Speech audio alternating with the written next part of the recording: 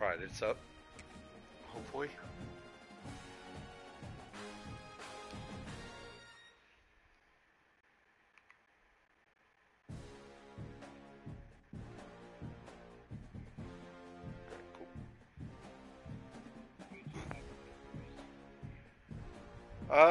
Because I never use the sway option.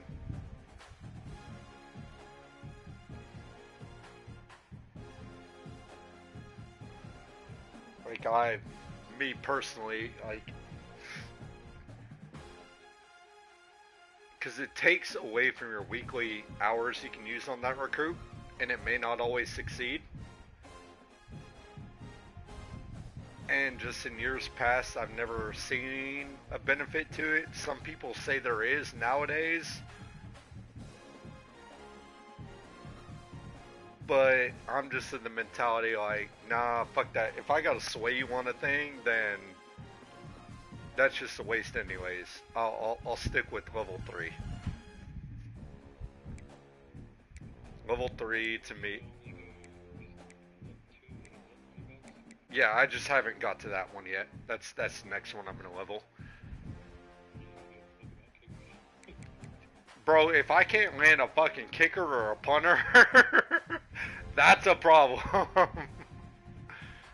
That to me is just a waste of fucking points right there. Like, I just need to find a good kicker or punter. Like, I'm not recruiting top tier kickers and punters. I don't give a fuck. I'm not looking for the guy with 99 fucking kick power, 99 kick accuracy.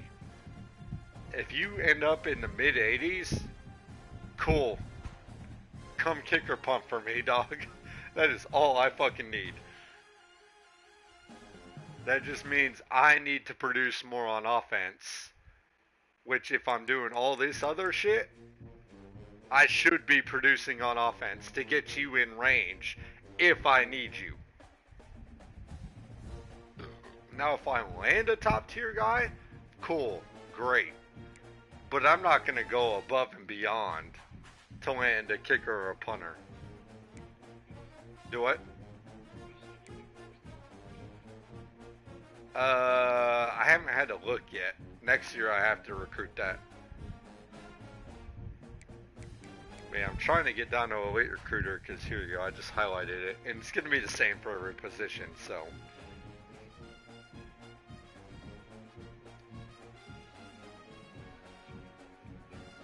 Yeah, so like especially like when you have them on visits and you got to pick a pitch to send them, that's going to help with that.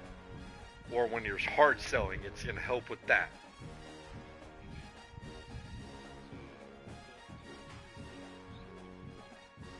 School grades have a larger impact? Yeah, oh, absolutely. If you're lower tier and that's what they want, I mean, it's not really a double-edged sword, but it kind of is. It's if your higher school grades are good, it's going to help you. But it also doesn't necessarily mean like if like you're hard selling something and one of those school grades is lower, it's still going to help you, just not near as much. It's just not going to be as detrimental to you.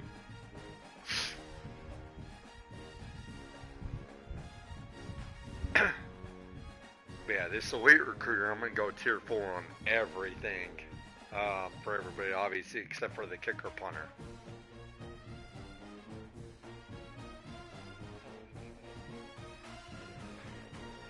Depends. Really depends. If I can start landing top 5 classes and getting top tier recruits in and maintain my recruits, my players, and start making wins in the playoffs, it shouldn't take too long. I'd, I'd be top 7 at least if I had that linebacker. But then I'm looking to go over into motivator.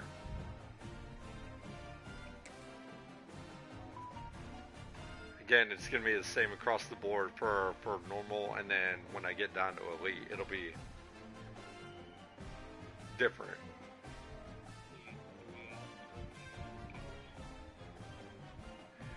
This one is different.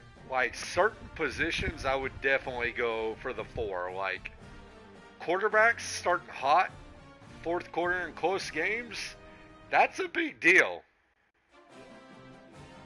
Like that, like let's say I finished the third quarter cold, but it's a close game. Yeah. Now suddenly fourth quarter starts, I'm fucking hot again. That's a big thing. Means less accuracy penalties, etc. That's a big deal. Yep.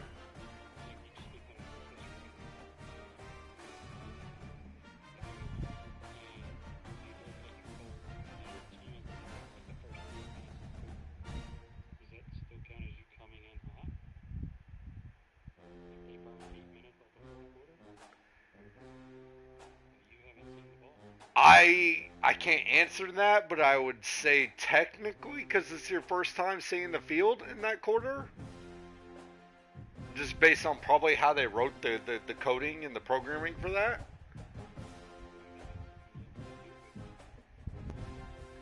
But if a team comes in on me with me taking pride in my defense and puts an 8 minute drive, my quarterback being hot is the least of my fucking concerns at that point. Like I got way bigger issues to solve than that. And I hear you. But yeah, like quarterbacks, maybe wide receivers, maybe D backs. I would go on, or I would go up to the fourth tier on that. Then we get down to elite.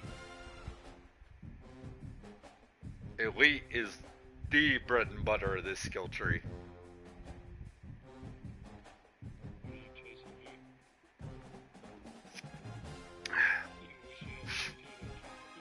Do what?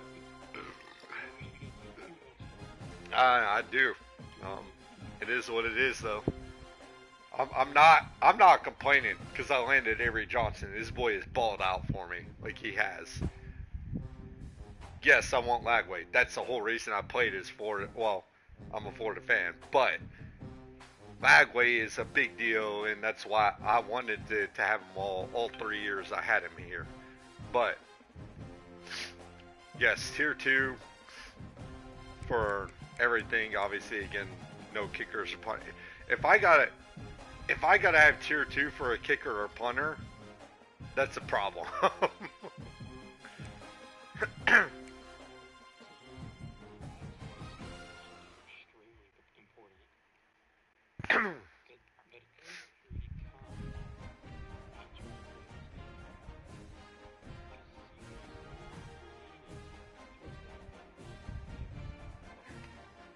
So there are three skill groups that are important for success, and especially in college football. Your quarterback, your O line, and your D line. If you can find success in those three areas, you will find success across the field.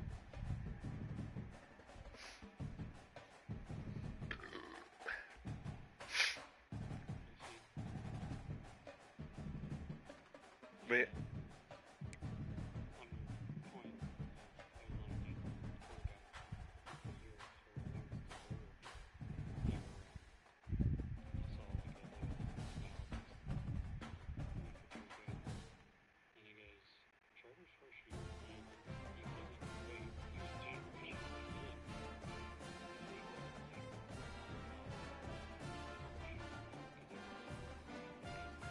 yep.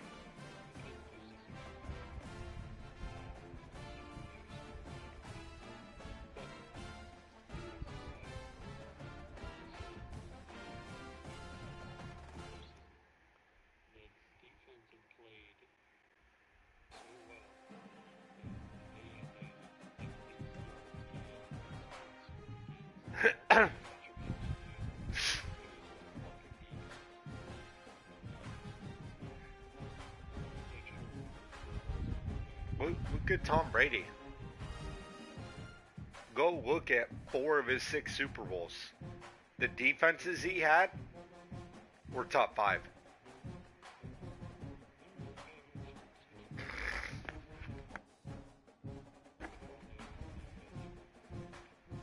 I'm only saying that because Trevor Lawrence is a great example compared to Tom Brady. Because when you talk about greats of all time, I've always said Peyton Manning was the better quarterback than Tom Brady.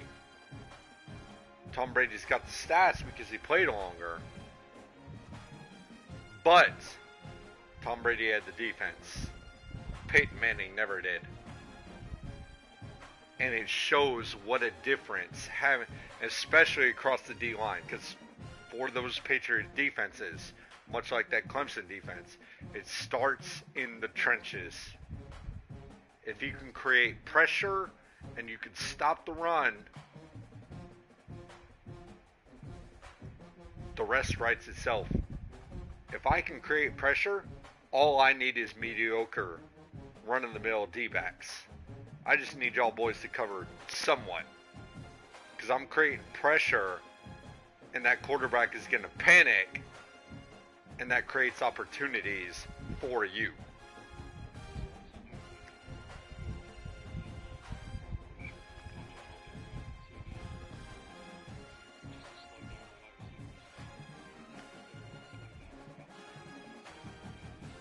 Yeah. And there's no right or wrong answer in college, man. I mean, that's on you though. Because like for me, my number one mentality on defense is and always has been, whether it's pros or college, whatever. I'm looking to take away your run. I want you to pass. Please, for the love of God, pass. Because I am looking to build a secondary that is the most dangerous fucking thing you have ever fucking seen. And oh, by the way, they all run man coverage. My athletes versus your athletes. I'm not saying it's right or wrong. It's worked for me. Continues to work for me, even new generation. At least up to 25. I need to get my guys in place in 26 to tell you if it still works.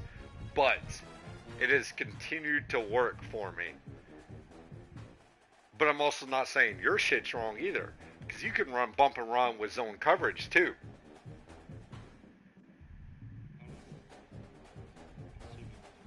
Literally, like exactly what you described. Like you're looking to press a lot. You're looking for more bigger physical DBs than you are for finesse and athleticism.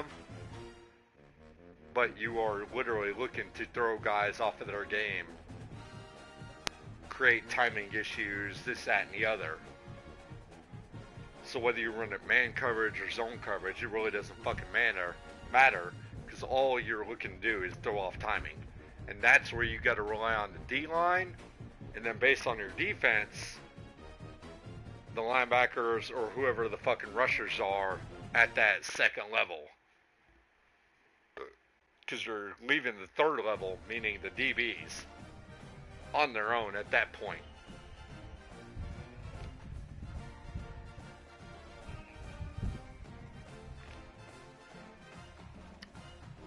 Well, because you're just looking to create pressure. So either A, like in the example of my 4-2-5, right? I have 4 defensive linemen, and then I actually have 7 defensive backs on the field in my 4-2-5.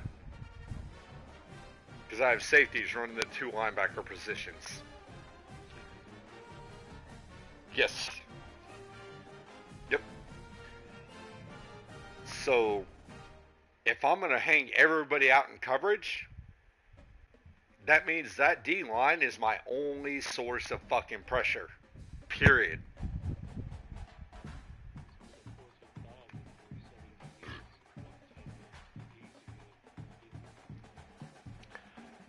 So, for me, my general rule of thumb that for my philosophy, right?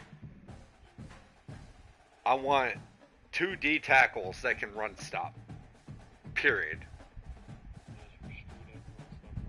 Yep. Now I don't know if that's an. I'll have to look again to see if it's an archetype this year. But I'm looking for run stop and D tackles. Like the middle of the defense. No, fuck no. You're not running there. The edges, I'm looking for pass rushers. I don't give a fuck if they're a speed rusher or a power rusher. I'm just looking for edge rushers. Get upfield, go make pressure on that quarterback. And no, D tackles are not edge. They're the interior of the defensive line. Yeah, so you got no. The nose tackle is on a three front defensive line. That's important for you to know because you said you're taking a liking to the 3-3-5, right? So in a 3-3-5, so the numbers go in order from D line to linebackers to DBs. So 3-3-5 means 3 D linemen, 3 linebackers, 5 defensive backs. So in your case, you could get away with recruiting a nose tackle for your defensive tackle.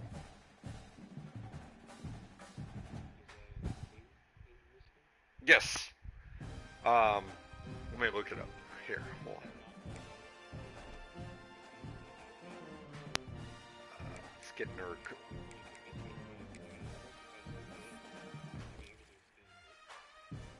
Bro, I'm telling you, as a dude that ran 4-3 for years, I switched to the 3-3-5 in 25.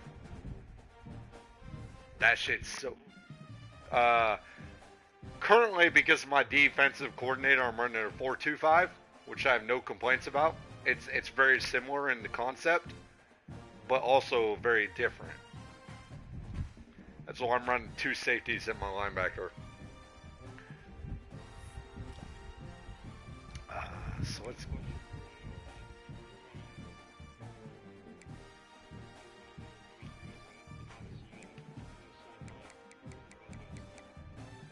I mean, so here's the best way for you. Will starts with a W for a reason. That means the weak side linebacker. Sam starts with an S, the strong side linebacker. Okay.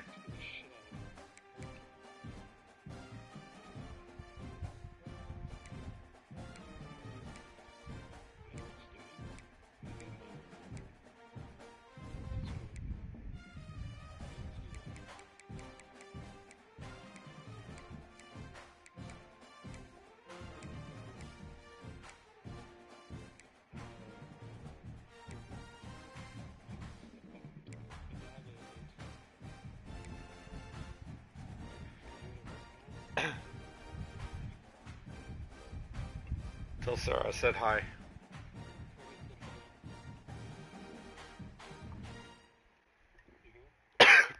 I did not hear her.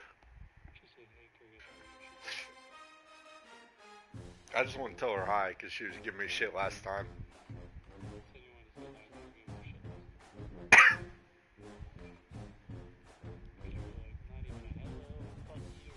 Yeah, exactly. Pretty close. Pretty close.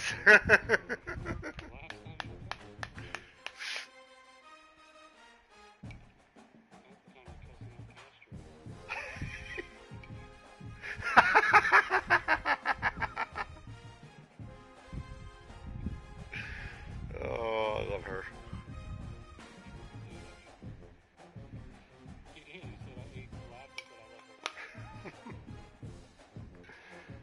The ability to continue to talk shit with the boys.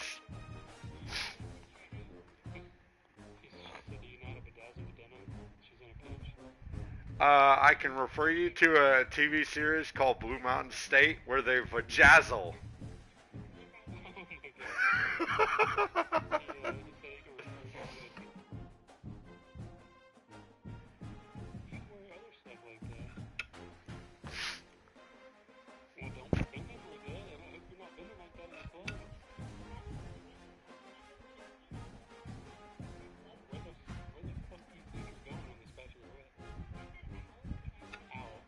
That's a club.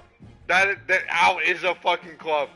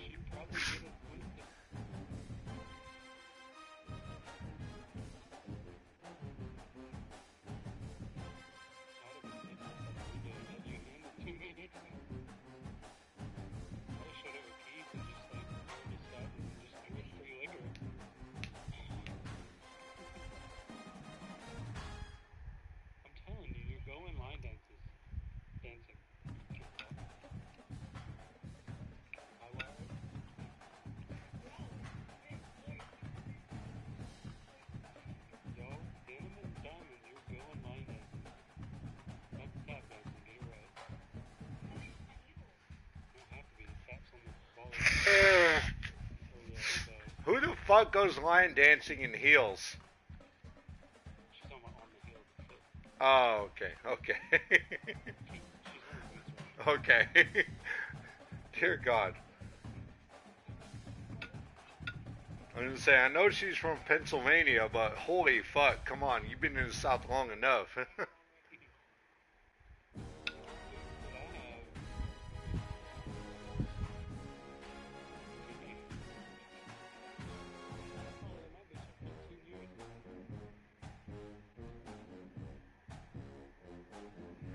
Damn, why you gonna make me feel old, Loggins?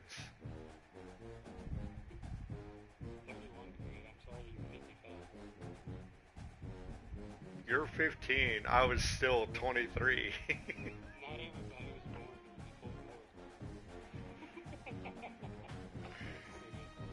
No, motherfucker, I'm gonna beat your ass.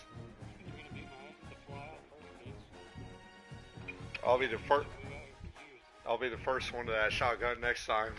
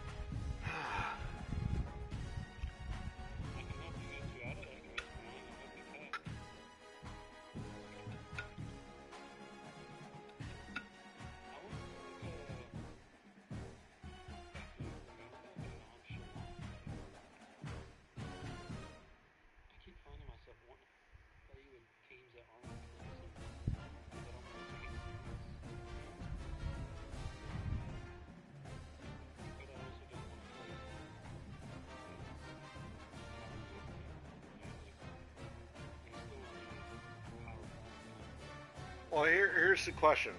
Here's my big question, and I mean this because this can actually be a huge help to you.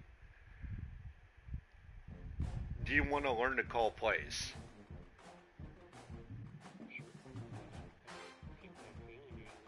Well, the big reason for that is because that's what separates Rooks and myself from like you. Now, yes, you upset me. You called a good game. The question is,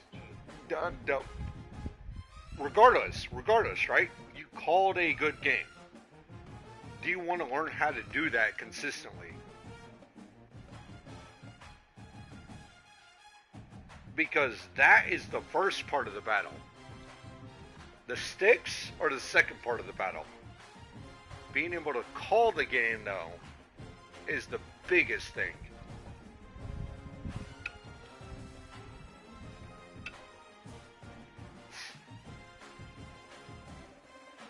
Because that is ultimately what separates the the top tier from even the mid tier. We know how to call the fucking game. The mid tier can either call a game or they're good on the sticks. They can't do both. Meaning, like, you're actually the one playing and throwing the passes and making the jukes, etc. Yeah, like you're the one playing essentially. That's what I mean by good on the sticks.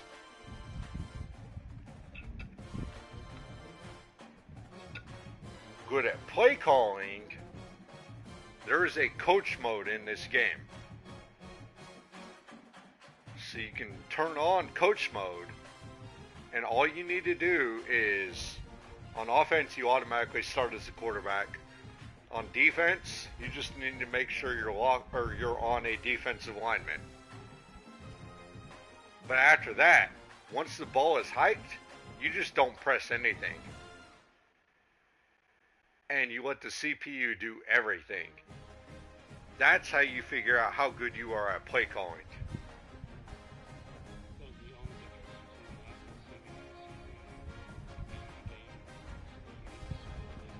Correct.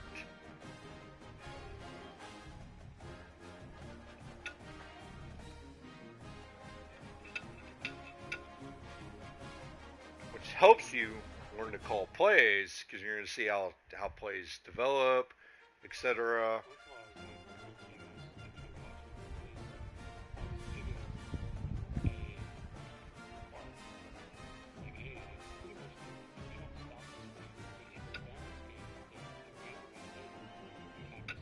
Yeah.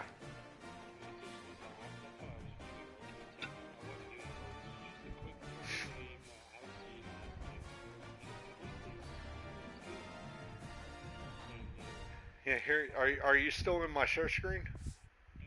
Okay, cool. I actually have coach mode enabled right now, so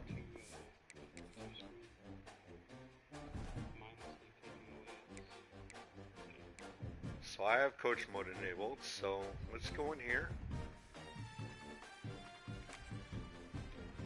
Oh yeah, I'm doing this for you.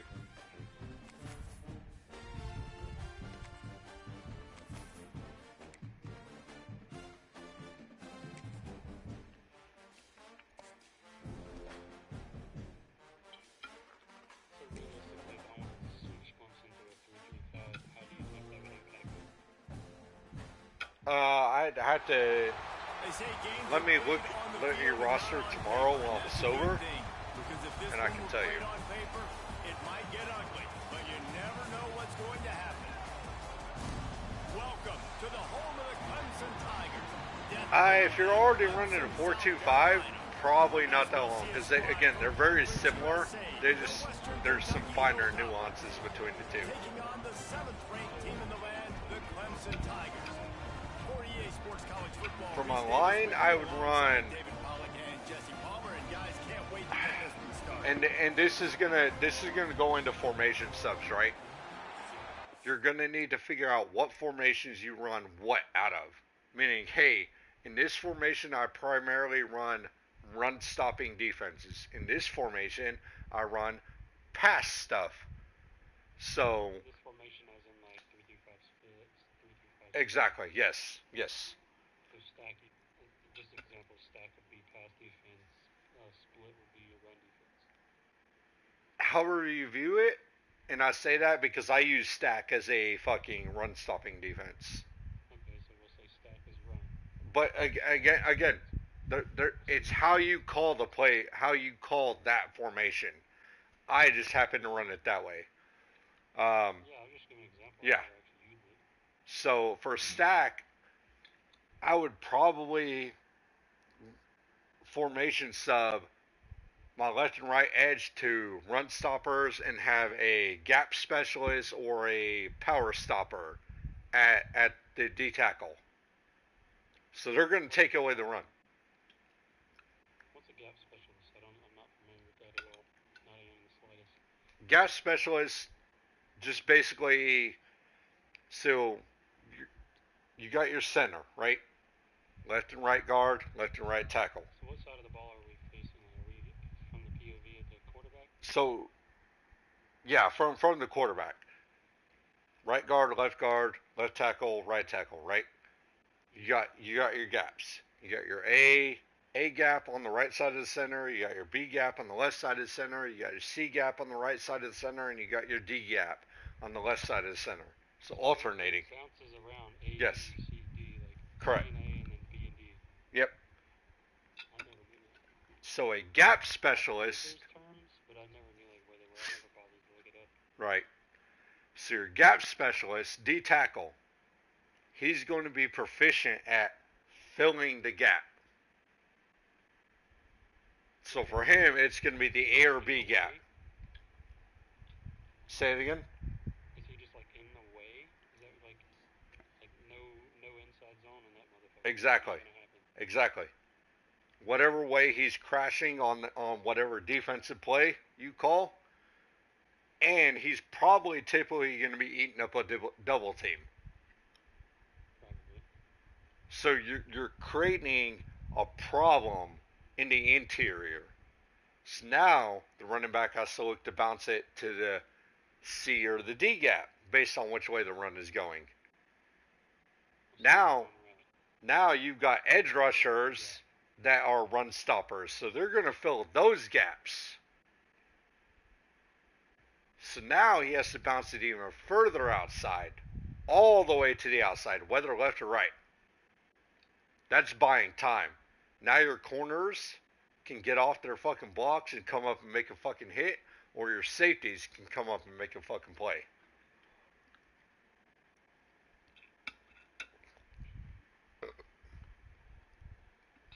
And then, on top of that, because it's a 3-3-5, your outside linebackers, if it's a run-stopping formation that you run, they should be covering those outside gaps, outside of the C and D gap.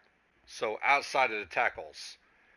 So now when a run back tries to break it outside of the tackles, they're already there to clean it up in case your corners don't get off fast enough. We were only talking the run stopping. You're looking for a gap specialist for a run stopper. And then obviously the run stopper, the edges. So then what type of OLBs are you running? Was it Will and Mike's or Will and Sam's? Thumpers. See, I thought we were looking that up. What did it say? Thumpers are your run stoppers right there. Those are your boys that are going to be laying hard hits, fucking laying bitches out, fucking moving, flying to the ball. Typically high play recognition, but they're not going to be good in pass coverage for you.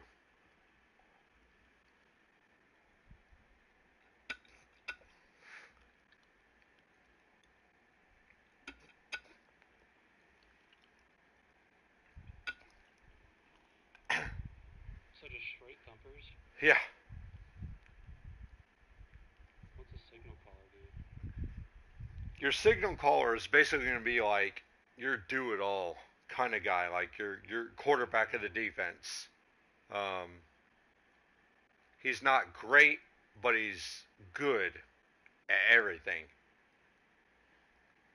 So I'd put him in there for run stopper because you want somebody just in case they RPO your ass. And that's typically what your Mike linebacker, for me, that's what I look for at Mike's, the middle linebacker. My two outside linebackers, I really do try to specialize them and formation sub as needed. At that point, I'm just selling out, but that's a philosophy of mine. I'm not saying it's right or wrong. It does well for me in my play calling, But Rooks runs his defense very differently, and he still finds high success as well. It's just finding that comfort level for yourself and what you want out of those positions and in certain scenarios. Because in reality, you can find high success running signal callers across the board at your linebacker. Yeah. Not good or not great, not bad, but good at everything. And if you land the right guys, they're still going to be great. I think I figured it out because it just came to me in revelation. You're talking trying to get me to run a certain playbook, Ole Miss. Yep. Oh, nice. That veer and shoot is fucking I wasn't expecting it. sexy, dude. That veer and shoot is fucking sexy. I was like, why don't I just do my nonchalant on Ole Miss?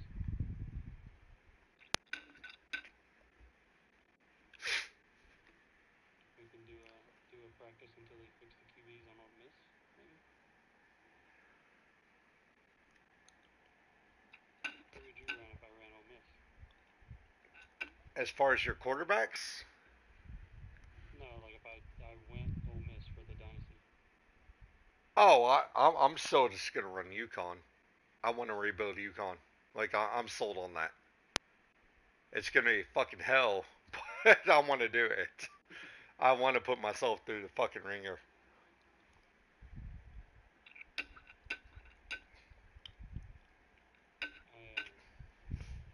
When you told me that you and I were running for the same.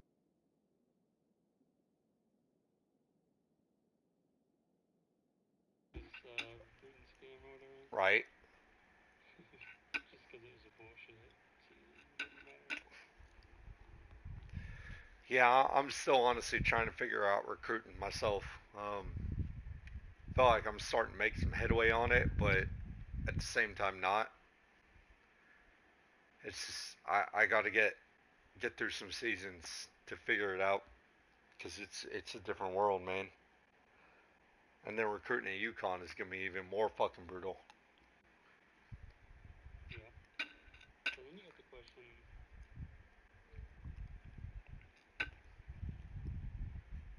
Do you is it a difference? Are you supposed to take over the head coach, or is it DCOC? Does it matter? Like, what if you, what if let's say I wanted to take over Clemson, but I didn't want to get rid of Dabo because I want to abuse his CEO ability. Right. So I take over OC because I want to do a better offense. So you're gonna still get so any overlapping abilities always add bonuses. Yeah, but I'd be fresh coach level 1. Yep. So it helps you out depending on what tree, whatever tree you go into. So, like a guy like Dabo, let's say he's heavy into recruiting, and you go into recruiting. Anything you have on your skill tree in recruiting that he has, it's gonna stack. So when we play for real, probably not replace Dabo Entirely up to you. until I'm like level 60 plus or something. And that's assuming Dabo gets fired. Because that's the other side of it for job openings. Like you gotta wait for him to get fired or hired somewhere else. You think he retire? Probably not, but possibility. Is that in the game? Do people actually retire? Oh yeah, 100%. Retire, leave for the NFL, etc. Say it again. So I'm curious to what they use to calculate that. Like, what are the chances that they transfer to the big leagues or they go home?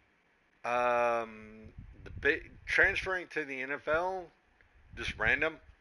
Retiring, totally based on age, and probably the last few seasons that they've had. Like, let's say we hit year 20. Yeah, let's say we hit year 20, because Dabo's a young guy, and it has their age. Dabo's a young guy still, albeit he's in his 50s. But that's young for a head coach. Yeah. So now let's say we ran our dynasty for 20 years. Now he's hitting his 70s. Yeah, probably going to retire soon. But I got 20 years to be the DC. yeah, but that's also the beauty of it because you can bounce around and build up your skill tree as you go and try out new things. Like let's say the first 6 seasons you stay the OC at Clemson, right? And you win a lot of games, etc. And then let's say Appalachian State offers you the head coaching job.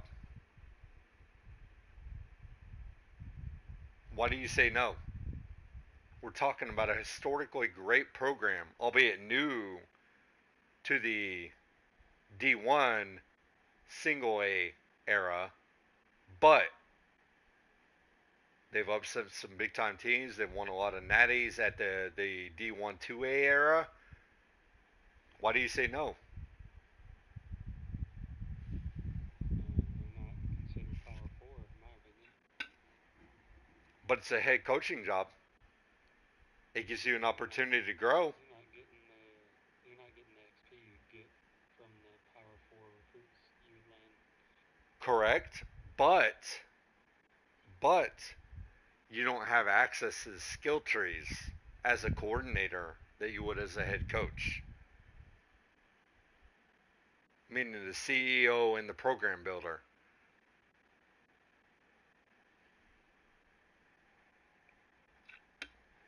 So do you want to prove yourself that you can be a head coach, or do you just want to live as a coordinator?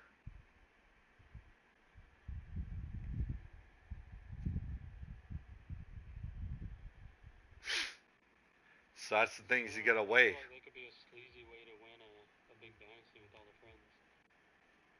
Just sneakily run as the OC. We also make you only run. Like when Rooks and I played in our little thing, Mm-hmm. um, if you're the OC, because in a user versus user game, even though you're just a coordinator, it still makes you call the whole game. Bad. Oh, hold on, let me reset.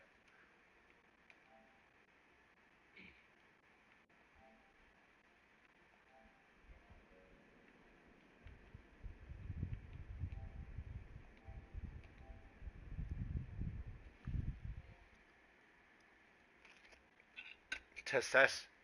Mm-hmm. Okay. So like when Rooks and I played, um, even though you're an OC or a DC, it still makes you call the whole game in a user game, right? Mm-hmm.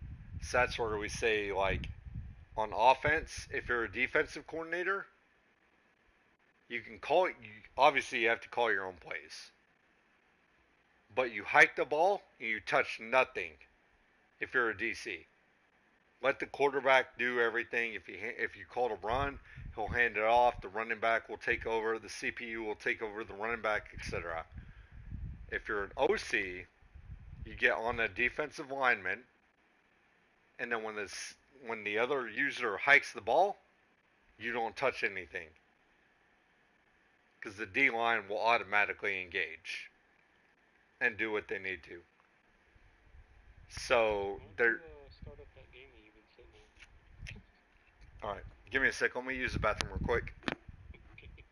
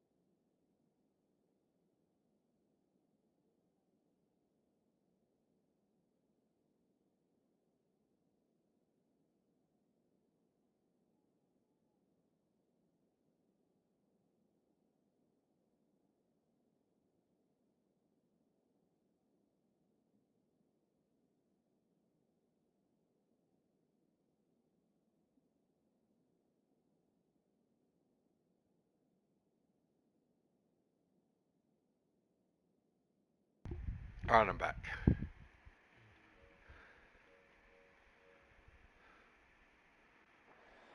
Alright.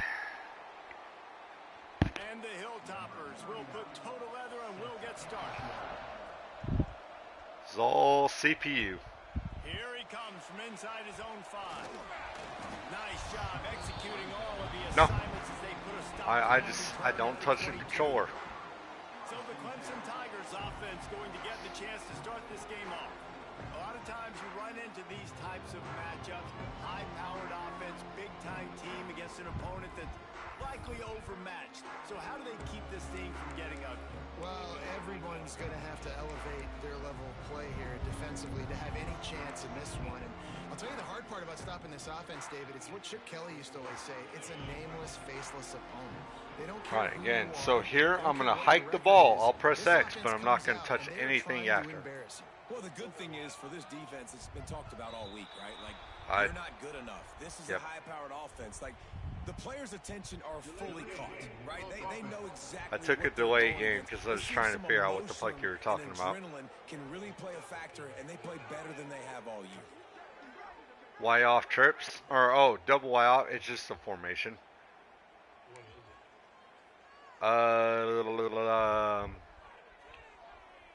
I'd have to, like, Google specifically what it is.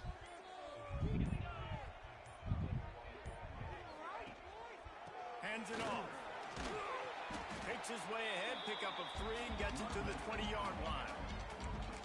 And I kind of like how the running back didn't mess around. Like, just get downhill when you see an opening. A lot of times they close so fast, man. Be decisive, stick your foot in the ground, pick up 3 to 4, and we are not going to complain. Back to throw, it's Klubnik. Fires to the middle. He's got it. Finally corralled, but not before. He picks up the first down. This has been a staple of the offense at Clemson. Get those big receivers, let them make plays downfield, and it's been very effective over the years.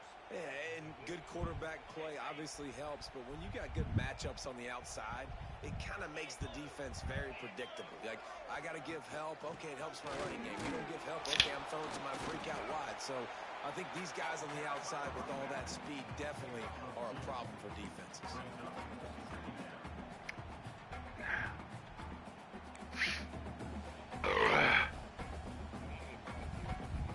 After picking up a couple at 2nd and 8.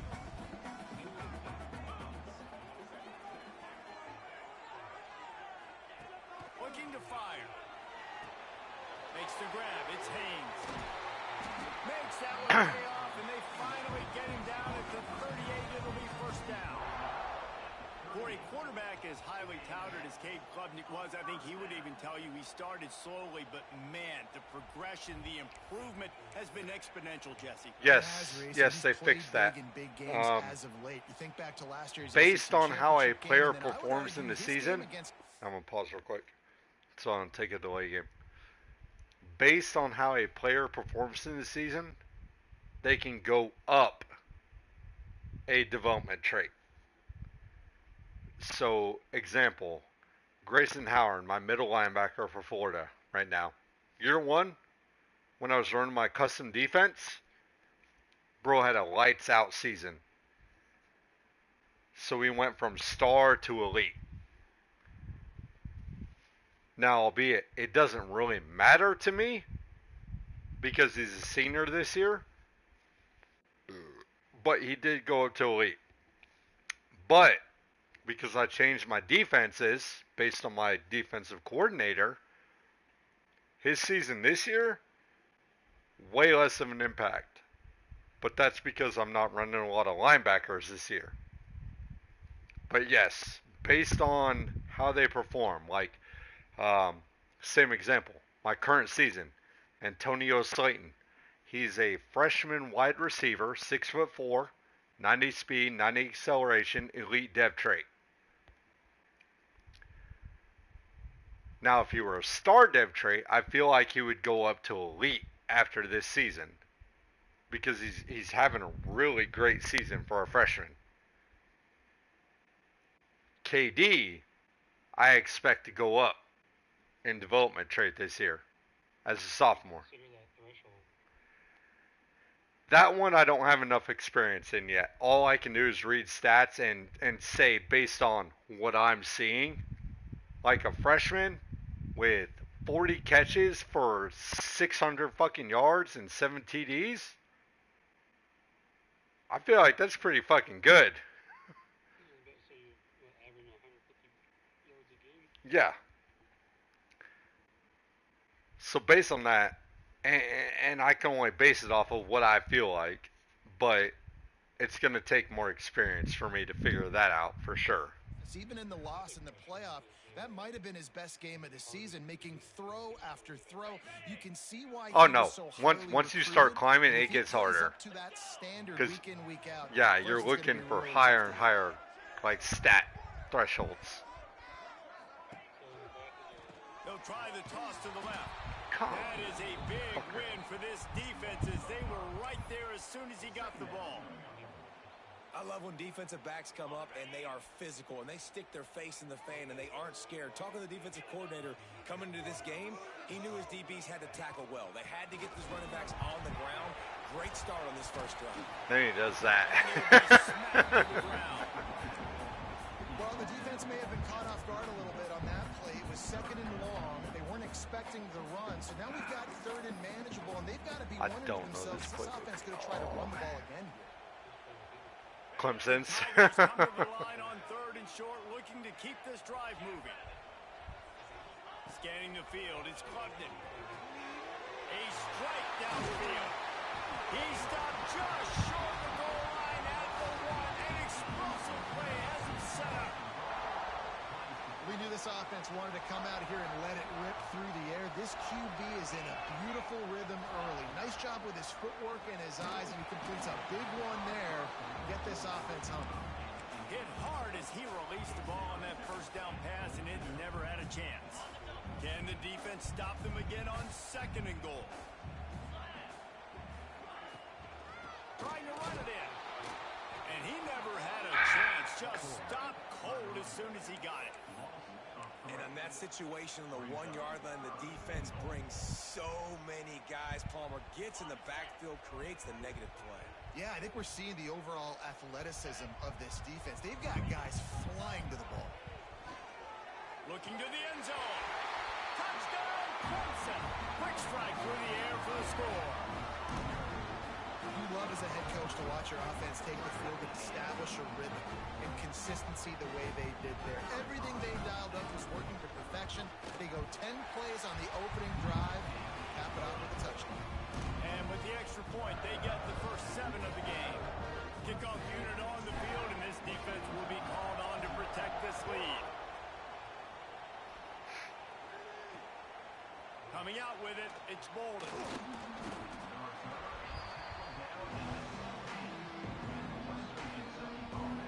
So Western Kentucky's offense headed onto the field. Our first look at them today. They are going to be greeted rather rudely, I guess, by a group of defensive linemen that wreak havoc and hunt down quarterbacks, Jesse. And they wreck games. They take away everything you do offensively. So it's a huge challenge in this one, David, for this offensive coordinator to try to call plays and find ways to get the football away from the... Turning it on! Makes it past the marker. And a little more space. Open up that playbook even more as they pick up the first down out to the 30. Here's this offense with a fresh set of downs.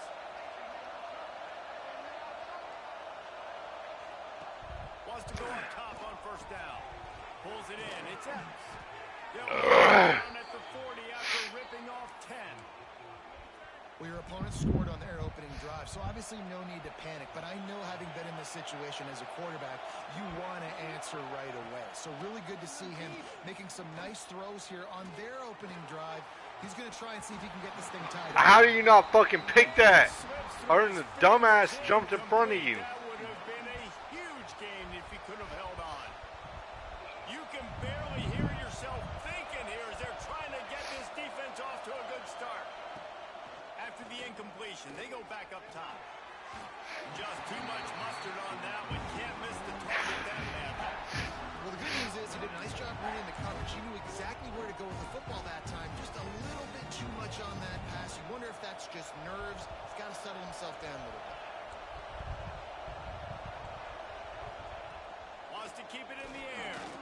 Let's go. Let's fucking go. Just too much heat that time, and they knock him down at the 31. How about that Mike linebacker bringing the heat right up the middle? Right down Broadway, right in the middle of the defense. This is the guy that sees everything, makes all the calls, and you can tell he knew where he was coming downhill. It came wide open, and he comes to the Feel like that quarterback was a and fumble. gets the sack. The Hilltoppers will line up to punt it away. The punter going to get his first work of the afternoon.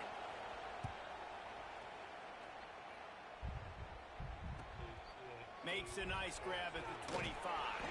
Yeah. The solid return there offsets some of the punt yardage and really sets up this offense nicely.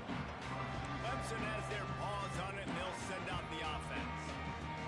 Already a solid start to this one. Now Fuck that. 7-0 lead.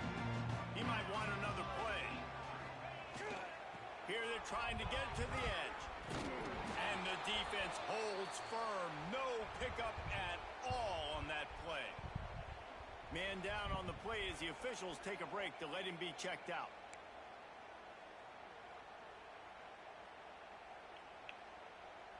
They got nothing on the last play. It's 2nd and 10.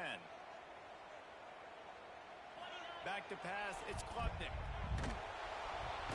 And the defense, Dave, got him at the 27. Dude came on fucking I block. personally love aggressive defense. I love it. Bringing the strong safety down, blitzing that sucker in there to get the quarterback. Boom. Get that guy on the ground. Nice aggressive play call by the defense. Now a lot of work to do to move the chains, keep this drive alive after that earlier sack. On 3rd and long, you'll have to turn it loose deep. And that's incomplete. A defender all over him. Knocked the ball I to the hate ground. that. 4th down. You should have coming went up. square so Clemson bad. will send the punt team out. 3 and out. They got stuck in reverse. They Yeah. got the punt Yeah, and that's nailed what it. I was watching the whole No way. return coming here. That was Fair the first catch turn. is signaled for, and Do what? made just shy of the 30. Yes. Special teams you still have to do. Finding themselves down 7-0, then love to get a drive going here. They'll christen this drive from the 28-yard line. Looking to throw on 1st down. 335. Grabbed in the backfield. It's Hampton. And maybe he'll get back to the line of scrimmage, but Yeah, no more than that. right there. Yeah, nice job by the defense. That's what you're You supposed only to have do. 2 As soon as they formations out of it, but limit that yards after the catch, and he went nowhere after the catch. Nice job by the D. Plenty of distance between them and the sticks here on 2nd down. Back to pass. Throws to the wideout. And the Let's go. pass is incomplete thanks to a big hit. Well, that's just a great play by the defender and great timing. It was the hit that forced that in. everybody in the college football community does. And they raise the dues on it. If they can stop him on 3rd down. Fires to the wideout. All kinds of room to throw that one in there. They finally get to him. What a play there to pick up the 1st down. And the Hilltoppers come to the line with a fresh set of downs. From the gun, they'll try to impose their running game. Breaks into the open. Steps out at the 34-yard line. Big pickup on that one in this offense within striking distance. 1st down, physicality wins football games. Being able to run the football and create balance. And right here, just choose up another 1st down. Gives you another chance to maybe continue to run the football. And I feel like this guy, too, is just an explosive play waiting to happen. His vision, his quickness, and he's got to burst. If you give this guy just a crease, he's going to hit it. Right now, he's doing some damage on this defense. Backed up now. Here's 2nd and long. Out of the gun. They'll run it inside. Tackle is made at the 30-yard line after he picked up. Right.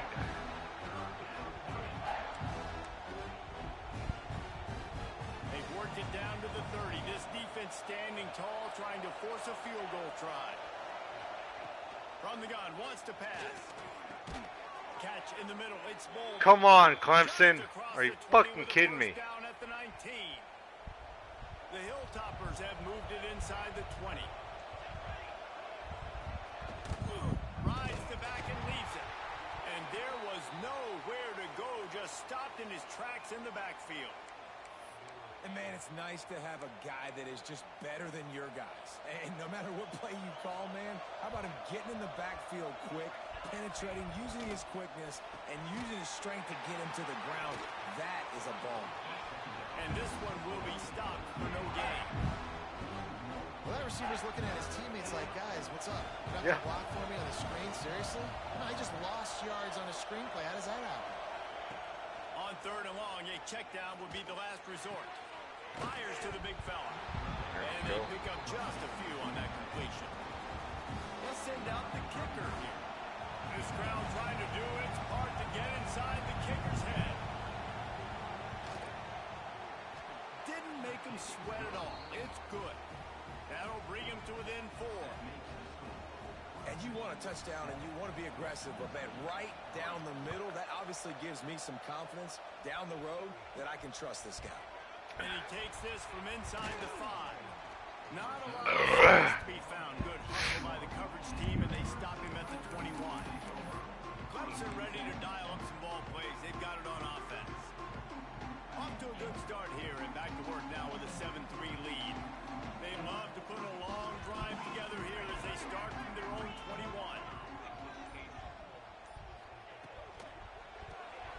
A quick pass to the left. Out across the 30, steps out of bounds at the 31-yard line as they try to put something together. This slot receiver gives defensive coordinators nightmares. You have got to double him virtually on every pass play.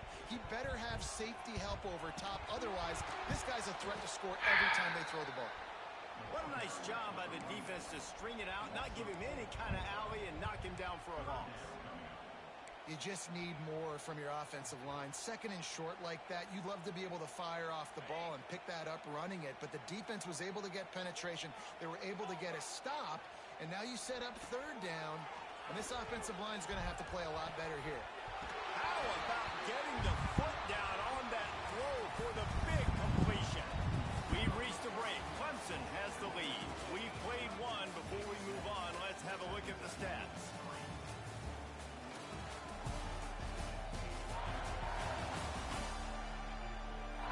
And they've swapped into the field, and we'll get it going in the 2nd.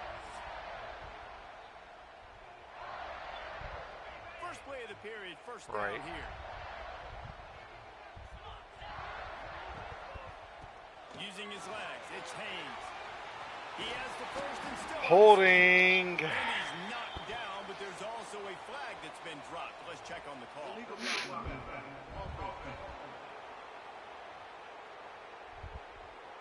A very productive play until it was wiped out by that penalty, and they'll go back to work.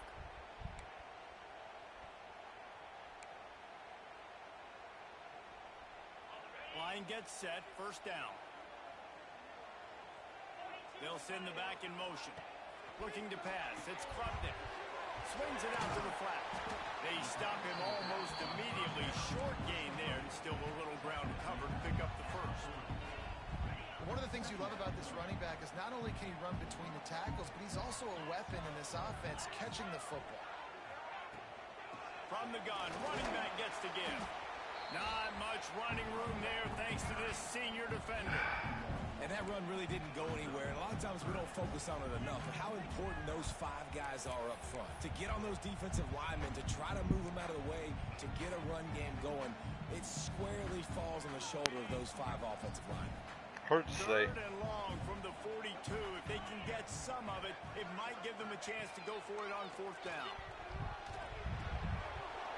Grabbed in the middle. It's Williams. Nice job to pick up the 1st down, and they'll spot it at the 42. The Tigers are on the move. Lost a throw on 1st down. Through his hands and incomplete. He normally makes that catch every time. It's 2nd down. Couldn't make the connection last time. Let's see if they throw it again. From the shotgun, they'll run it. A pickup of 8 now to convert this 3rd and 2. No. Too late. And a nice job by the running back, finding space, getting downhill, making the good run.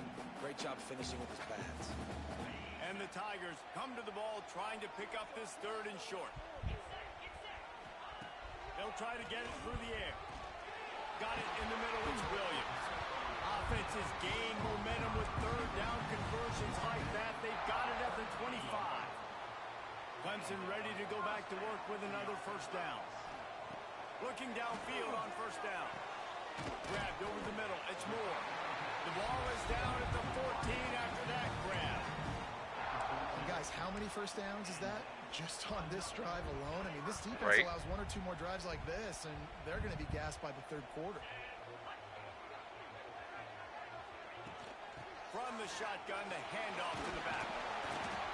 They get him stopped, but those feet kept moving until he was down to the 5. Going to work on second down in the red zone. Is still some ground to cover to pick up that first down.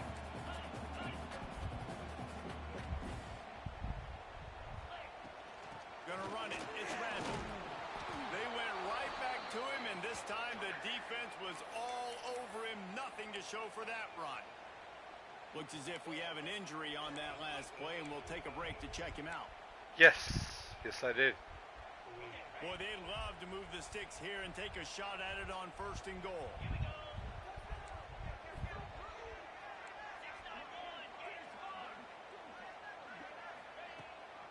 Trying to pick it up on the ground. He'll be stopped short, picks up one, but they're facing 4th and 1. Well, you got to give this offense a lot of credit because they've been really physical. They've been doing a nice job running the football on this drive, getting themselves into this position, third down in the red zone. They've got a 4-point lead. Obviously, a huge third down here, but even if they don't get it, they can kick the field goal and make this a 7-point game. You motherfucker, why did you not go... Try to make this a two-possession game. They spun that wheel of fortune on 4th down and come up bankrupt. Listen to this crowd just shaking the girders of this place, trying to help their defense. Gives it on the option. And they didn't get it forward an inch. Defense wins the battle up front.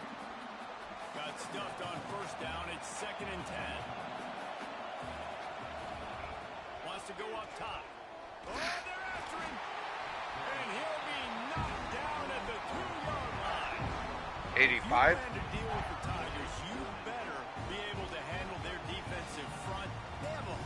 Of this dating back to the fridge, William Perry. Big old legacy, and it seems like every year they rotate so many guys that are so highly recruited, so good, just great players. They're always big and strong and fast and physical, and they get after your quarterback.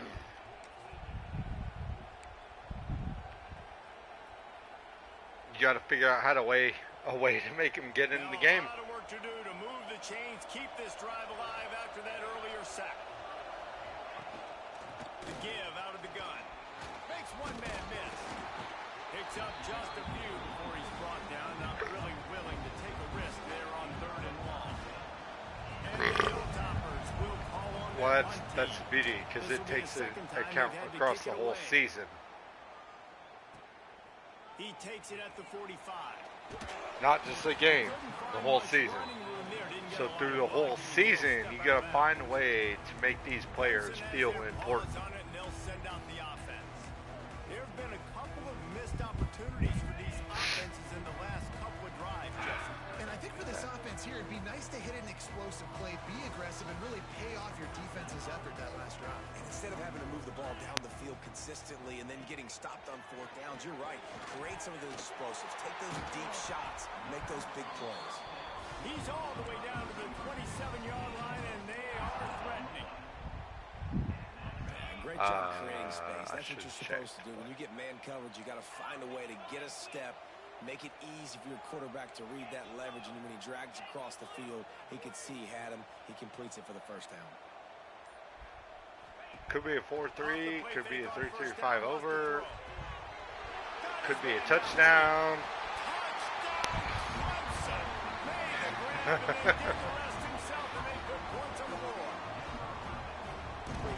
I get the director to give me a replay of that? I want to count the defenders at 1, 2, 3. I mean, there's no way they had 11, right? I mean, that is frustrating. Defensively, what are you taught? Like, right? Play man, press up on them, make them earn it, make them go the length of the field, don't give up big plays, or just give up big plays. Yeah. Don't have anybody in the That's even why misses I'm giving EA the benefit of the doubt in this game. Like, And they have an 11-point lead.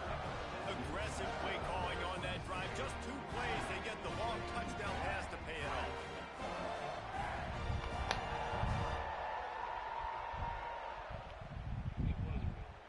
Kickoff unit on the field, and this defense will be called on to protect this lead.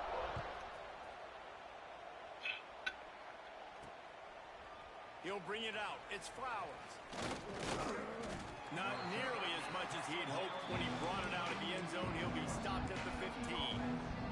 Here comes the Western Kentucky offense back onto the field.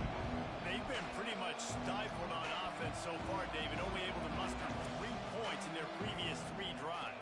And you got to find a way to open this up and create some explosive plays. Right. The passing. And the sack all the way back at the 5.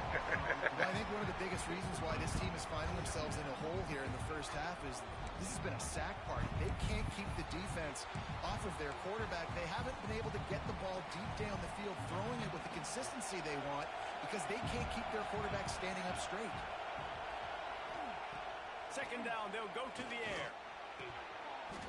And that's going to fall to the ground incomplete. That was a physical matchup there.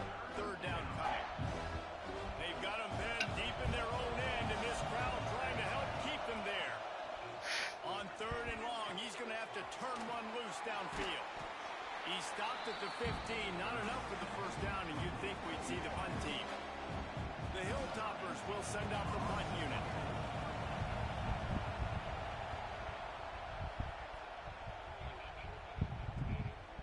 Now on the return. That's a perfect example of not settling for a fair catch. Pick up whatever yardage you can and help out the offense. Clemson ready to dial up some ball plays. They've got it on offense. So first play of the drive coming here from their own 49. Took the last drive in for a touchdown. They'll try to do it again on this one.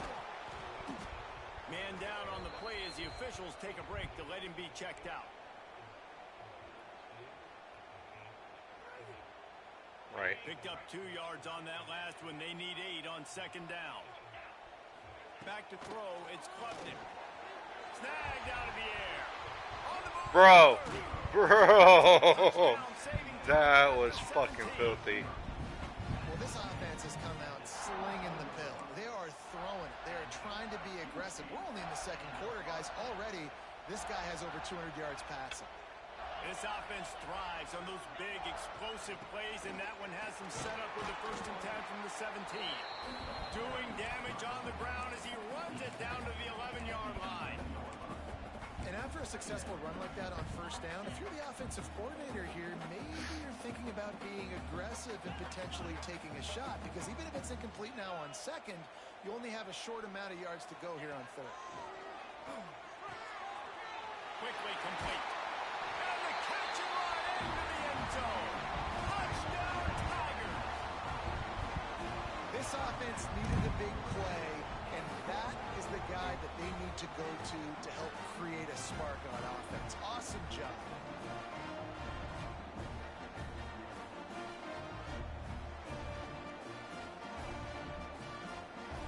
On to attempt the try.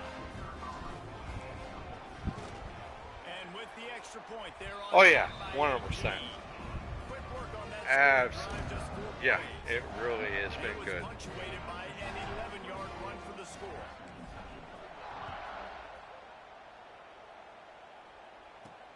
On the run from inside his own 5. And the coverage team able to wrestle him down. The Hilltopper offense comes onto the field again. They really didn't move the ball at all the last time they had it, hoping for better fortune this time around.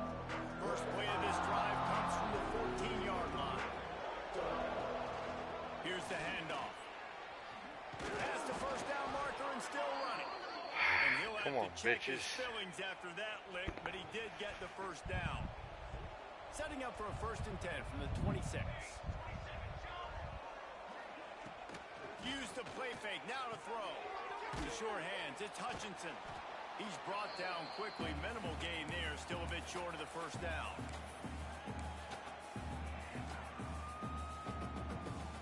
Second down coming up.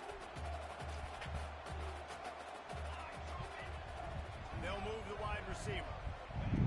They'll go to work in the air on second down. Finds his man. It's Hart. Just keep moving this thing forward. He's out of bounds. They'll mark him down at the 37-yard line. And the Hilltoppers will snap it on 1st and 10. From the gun, they'll try to impose their will. Let's go. That's what I want to see. He is going nowhere. Stop at the line of scrimmage. To the air on second down. He lobs one high down the left side. Makes the grab on the shot. That's not fair. They'll put me on the corner. Yeah, that's not fair. And I tell you what, that passing touchdown, man, that should spark this whole team. Like, the comeback is more than on now. Like, they got the touchdown. They cut into the lead. Yeah, I do. Stop going to the half, get all the juices, all the excitement, and be like, listen, the passing game's rolling. We got this. The comeback's in full effect. A lot of teams do that push-up board nowadays. He was looking for some running room, but not much to be found as he stopped at the 18. Clemson has their paws on it, and they'll send out the offense. Last drive went for 6. We'll see if they can do it again. They'll start this drive from the 18-yard line. Here's the pressure. Just couldn't find an open man. He'll get rid of it, and it'll be second down. Well, he did what he was coached to do, and he threw it away, but you can see he's frustrated with himself. He knows he's one of the fastest quarterbacks in the country, and I think he's wishing he had that play back, because he might have been able to take off and scramble, and who knows what could have happened for the offense. He'll get a fresh set down, stopped at the 31-yard line. Clemson is quick to the line. Looking downfield, it's Klubnik. Makes the grab. Oh, he's got some space.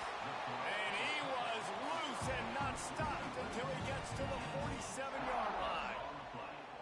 Offenses love the explosive plays through the air, pushing the ball down the field. And look at this. Sometimes it creates some momentum, and you want to capitalize. So you go get on the ball and get ready to run some no-huddle. Just what they were looking for, and he's got him set up in business at the 35 with a first down. Well, this defense now is just getting gashed, and if you're the defensive coordinator, you might now want to think about being aggressive, changing up your play calls, and maybe breaking your own tendencies, because you have got to stop this offense just marching down the field. Plenty of work to do here on second and long. After the incompletion, back to the passing game. Got him downfield. There he goes. Gets it inside the 10, out of bounds at the 9 after the big pickup on that one. The Tigers had tough field position to start this drive, but they've been relentless in moving the ball methodically down the field. Looking to throw on first down. Short throw to the sideline is complete, and he's out of bounds after picking up a couple. Listen, running backs are not just running backs anymore. You're going to be a wide receiver in today's football, and a great job sneaking out of the backfield, getting the football, letting them get some positive yards.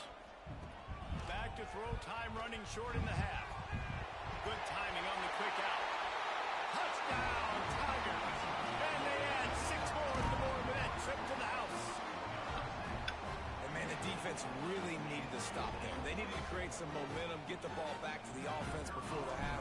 But the offense does their job, and they continue to pile on, continue to create momentum. Well, yeah, so ended half the point, like, it's been a struggle in the first half. You can really learn a thing or two about play calling and where to go and what to watch. It's easier when you're not trying to chase everything down. Exactly. Like, it's a nice little, like, hey, how does this work? What are they looking at? Etc.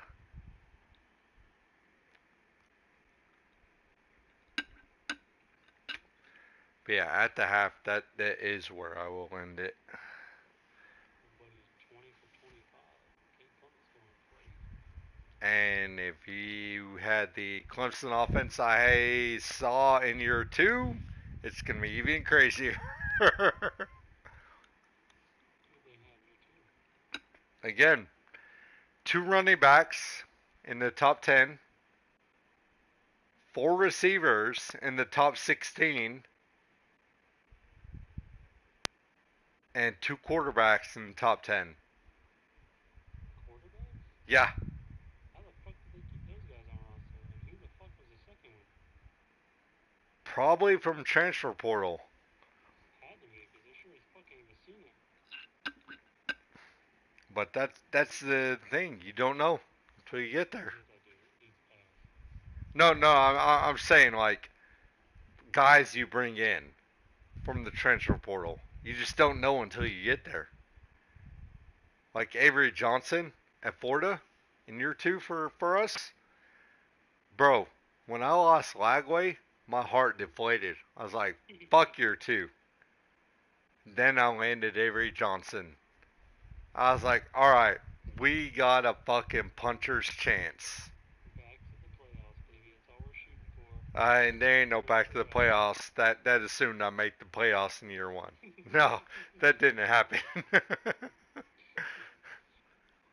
you not make the playoffs in the SEC? Isn't everyone in the SEC guaranteed one spot? Yeah, until we fucking decimate each other. That's the kicker, man. Like, I don't give a fuck about the Big Ten. I don't. I give you shit for Clemson. I hate the Big Ten. I hate the Big fucking Ten.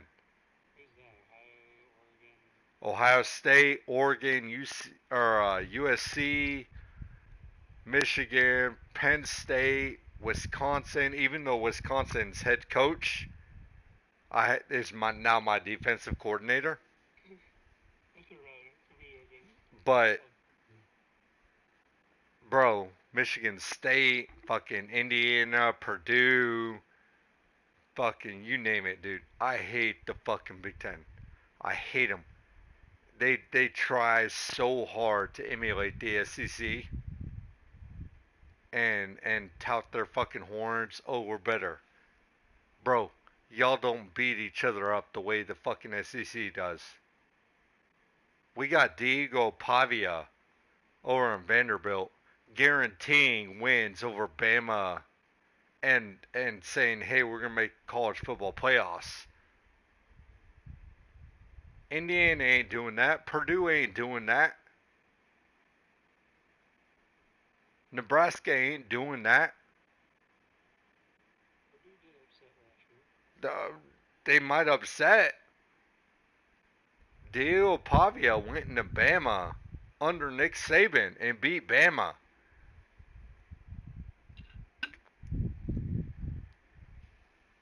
Y'all, the Big Ten might want to shout the same shit, but they ain't. No. Get the fuck out of here. I don't know if Clemson's ever played Bama at Bama. Or vice versa. We've only ever met them in the off-season. Yeah. Or postseason. I'll tell you, it's a different ballgame. But yeah, I might give you shit and talk shit about Clemson, but bro, I promise you, that ain't even like in my top 5 list of most hated fucking teams. What's your number one team? Georgia. Why do you hate Georgia, bro? I'm a Florida fan. What did they do to you? I'm a Florida fan. What else do I need to say? On the dog. Show me where he touched you on the dog. My number 2 most hated team is Ohio State. I hate Ohio State. Fuck those pussies. I absolutely fucking hate Ohio State. Number 1, because Urban Meyer left Florida to go to Ohio State to head coach. Number 2, That's the guy who fucked up Trevor Lawrence. So fuck him too. Fucking dumbass. now I'm not saying I hate Urban Meyer. I'd love him to come back to Florida. Because Georgia thinks they're cool with all these fucking arrests. Bro, let's rewind to 06 to 08. We'll put y'all to shame. Those are behind closed doors. But no. Until you And then actually, let me drop Ohio State to number 3 most hated teams in college football. Michigan is number 2. I fucking hate Michigan. Number 4 is USC. Trojans, yes.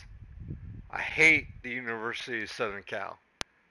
And then number 5 is Notre Dame. Fuck y'all. Y'all ain't fucking trash. Fuck Rudy too. Exactly. 100%. Fuck that dumb bitch. You ain't never seen a college football field. Get the fuck out of here.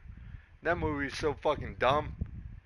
Like, I hope. You don't even run 76 speed. Get out of here. Exactly. Dude,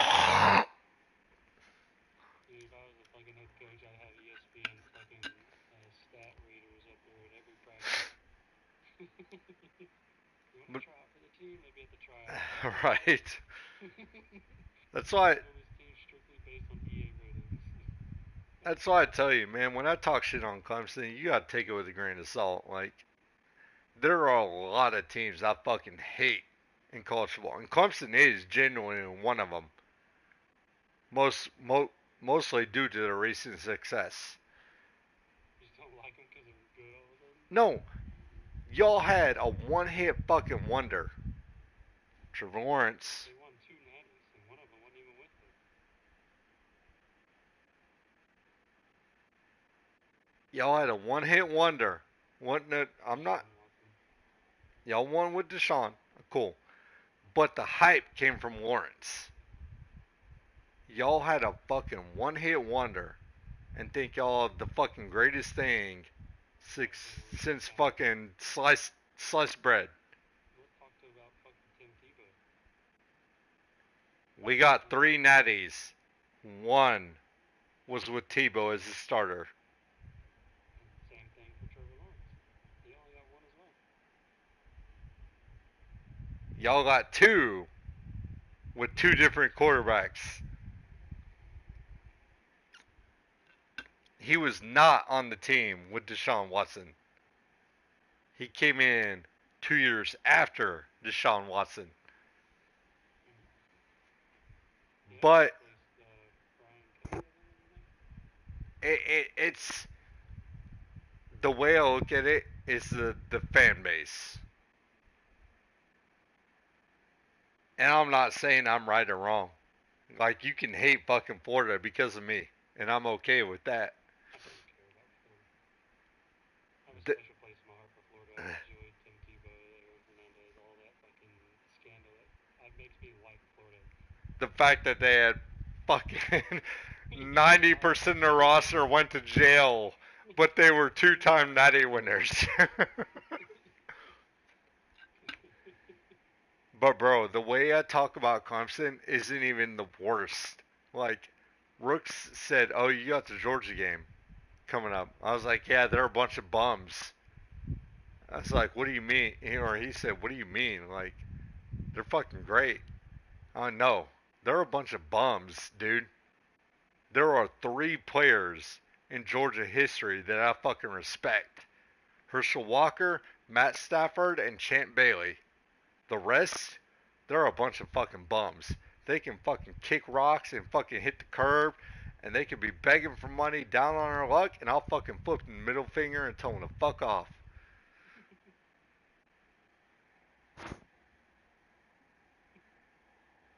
Bro, I hate fucking Georgia. The shit I give you for Clemson is nothing. Nothing. I'll say this.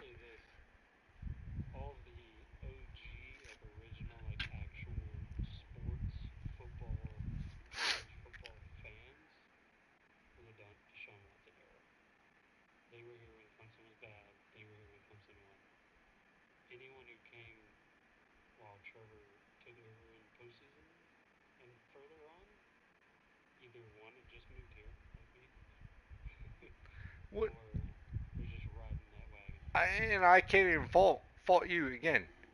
Like I said last night, you're a Clemson grad, and I meant what I said. Like you got to take it personal, and I'm glad you do, because it helps you progress in the game. but I hear you at the same time. Like I'm not gonna fault those people for falling in love with the in-state team. Because if I had to pick, and yeah, there's bias coming out here. If I had to pick, I'd pick Clemson over South Carolina. Because fuck South Carolina too. Ruined your 15-0 season Yeah, exactly. twice. That's all I'm saying. Like, bro, don't ever take like, yeah, I'm gonna hate, and I'm gonna hate because I want to hate. I hate South Carolina. But there are a lot of fucking teams in college I fucking hate for a lot of different fucking reasons. Fan bases, whatever. Ohio just cheats. I don't trust Ohio State. I don't. Just something in me. I just don't like how they play. I don't like it. Like it's a very specific play that comes to my mind every time. James Skalski, the field general linebacker we had that played for 6 years, Right. and everything.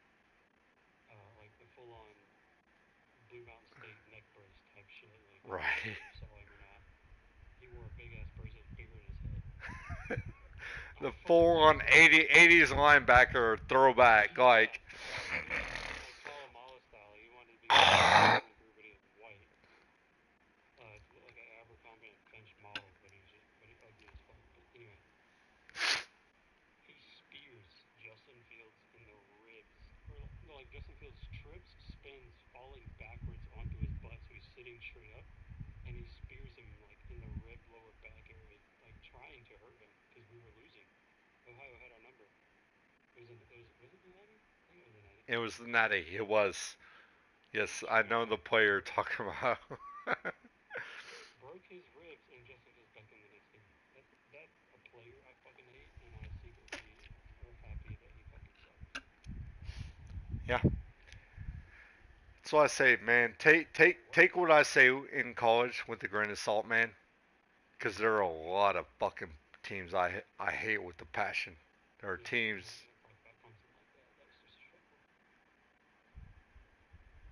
Be better. Because I will. And you said all in because it's all over the entire campus. I was like, motherfucker, I gotta start taking pictures. I've said way worse to Rooks and about OU. Because, bro, I fucking hate OU. And I live in this fucking state. I hate OU. I fucking hate Oklahoma State. Mad respect to TU. Um, Tulane or Texas University? Tulsa University. Tulsa University. U of T.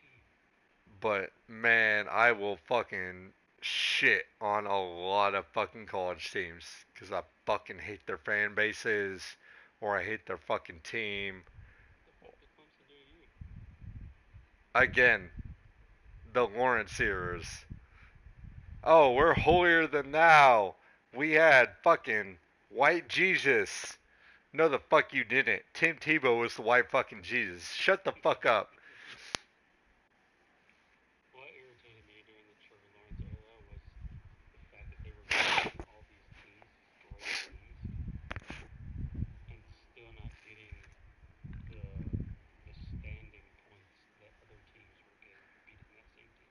Unfortunately, welcome to the ACC, and I can actually get with you on that point because I am still a Vautech fan, and man, bro, the ACC does they don't get love. They don't. Yeah, I mean, I've seen it in real time. It was back when, what was that stupid motherfucker? I hate that stupid bitch, that black analyst. I can't think of his name. Not Shannon Sharp. Um, Talking Reese Davis? No, not Reese Davis. you say his name, I'll know who it is. He talks real loud. Desmond Howard has to be Desmond Howard. I'd have to see a picture of it. Let me, hold on. Desmond Howard. Nope, I like that guy. You're definitely talking either about the noon kickoff team or the college game day kickoff team. God, his name is. it's there, but it's not. You know what I mean? Because I feel like I know who you're talking about. It's not Reese Davis. Reese Davis is white. Fuck. I don't see him anywhere on here. Google college football analyst. He's not coming up anywhere. Either way, I feel like I know who you're talking about. Like I really I do. know his name. I hate that motherfucker. He was it was actually so bad. I witnessed this live. He came out to Bowman Field. It's a grass field on Clemson's campus, Right. and they held a like an interview, and they had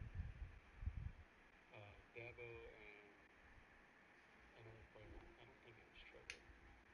Come out, and it was I think it was the year they went to the national championship with Ohio State that this happened, and I went to it, you know, because I was still a student and I wanted to see it. And this motherfucker's standing there, and he goes, Dabo, like, I'm gonna rate your team. Um, he had like a little magnet board or whatever. He goes, who do you think the top? I think it was like 10 or something like that. Teams are right now. Two or some shit. Obviously, we went to the Natty that year. This motherfucker didn't even put Clemson top 10. And we were currently ranked Right. top 5, if I remember correctly. Like, from that moment, I wanted to spit in that dude's fucking face. That was something I witnessed live. You know, like, I'm watching this dude talk to me on my campus, disrespecting the fuck out of me. I mean, I'm not calling this motherfucker, dude. You're not leaving Dub on this guy.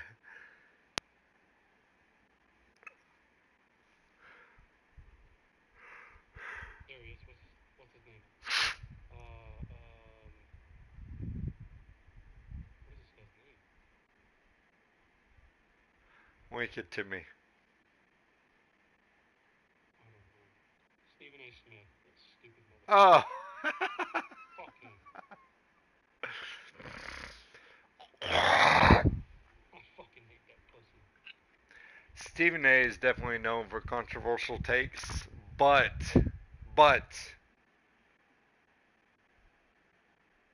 he knows what he's talking about genuinely. Not on Clemson. He actually ended up apologizing to Clemson. No, that's one thing I appreciate about him as a journalist. He'll own up to when he was wrong. I'll never forget this. I didn't mention it earlier, but when he was making his list that he didn't put Clemson anywhere in the top 10, even though we were ranked top 5, for sure top 5. Dabo went over and knocked his board over and threw Clemson like on top of everybody, like across the whole top 5, Right. like diagonally. You know, he's just like, "Fuck!" I just slapped it on the board. He goes, "You forgot about Clemson." Yeah, one thing when especially when you're watching shows like that, uh you gotta know who the commentators are. Stephen A is a basketball guy through and through. He's not a football guy. What the fuck was he doing on our game day show? It's like a pre-game, like game day was like They do bring guests in, obviously. he was just coming up and talking, like 2 high chairs and a whiteboard. And I don't know. It's a real small like setup, like Yeah, little fenced off I don't area. know what corporation it was. Fox Sports, ESPN, whatever. Pretty sure it's Cambridge. But yeah, like a guy like Stephen A. He's more of a basketball guy than he is a football guy. So definitely he was talking out of his heart from there, not necessarily from the analytics standpoint. Where'd he go to school? I couldn't even tell you, man. Alright, bet. He's a journalist though. Stephen A. Smith go to college. He did play some college basketball. I do know that. But again, basketball analyst, better than anybody, but not a football guy. I forgot his career.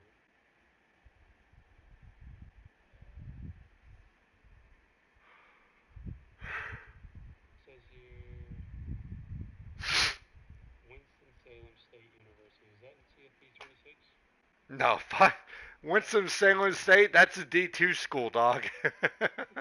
D2 or D3 at best. But he played, that's what I'm saying. I know he played college basketball. And that's where he played basketball at. He's not a football guy. Institute of Technology, is that in there? Say it again? The Fashion Institute No. of Technology? No. You don't think they're in there? No. No, they're not. That's boring. Can't even go whoop a school's fucking ass because they don't exist. Fuck him. Again, for his shit, take it with a grain of salt. Basketball guy, not a football guy.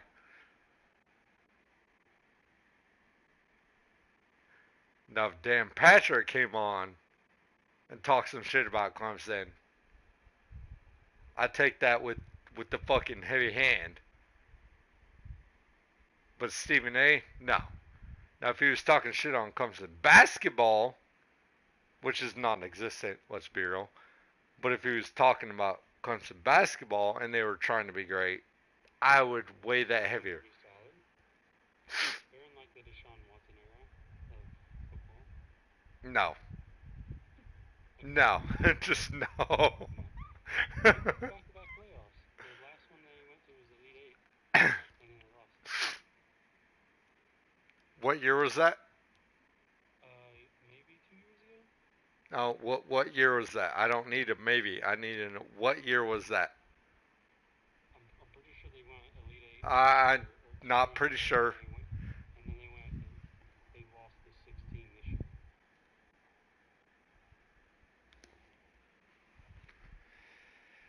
Make me do my own research. 95% positive.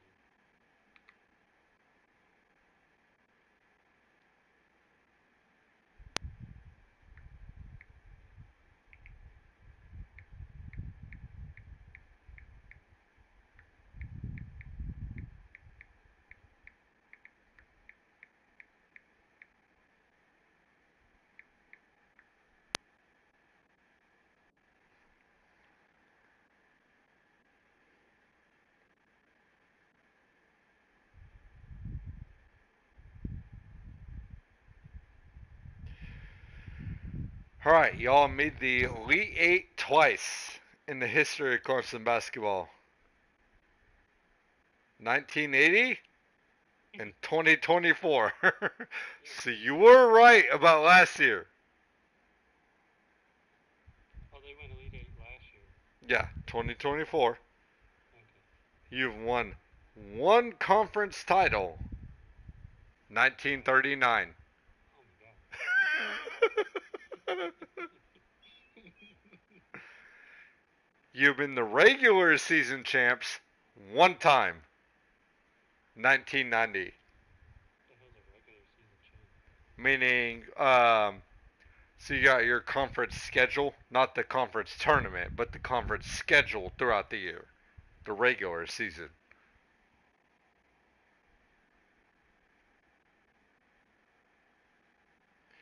And you've reached the NCAA tournament 14 times in the modern era. 1980, 87, 89, 90, 96, 97, 98, 08, 09, 10, 11, 18, 21, and 24. What was that? That's how many times you reached the NCAA tournament. Oh, sweet. The March Madness tournament? Yes. You've reached the Sweet 16 5 times. 1980, 90, 97, 18, and 24. Sweet. You're doing good. We're a basketball school now. No, you're fucking not.